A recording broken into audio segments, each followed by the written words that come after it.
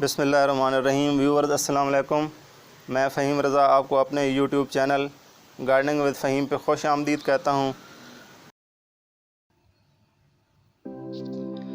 سب سے پہلے تو میں اپنے ان سبسکرائبر اور ویورز کا شکریہ ادا کروں گا جنہوں نے میری پہلی ویڈیو کو پسند کیا، وربلی اور کمنٹ کر کے گھر میں پھول پھل اور سبزیاں لگانے اور شوق دلانے کے کام کو اپریشیٹ کیا، اور کئی مفید مشورے بھی دیے۔ ان میں سے ایک یہ کہ ویڈیو 5-6 منٹ سے زیادہ لمبی نہیں ہونی چاہیے۔ تو ویورز نیکسٹ میں ان چیزوں کا خیال رکھوں گا تاکہ ہم سب کا قیمتی ٹائم بچ سکے۔ تو ویورز جیسا کہ میں نے کہا تھا، میرے گارڈن میں جو بھی ایکٹیویٹی ہوگی میں آپ کو اس سے آگاہ رکھوں گا۔ آج میں نرسری سے کچھ پلانٹ لایا ہوں، تو چلے دیکھتے ہیں ان کے نام اور پرائس کیا ہے۔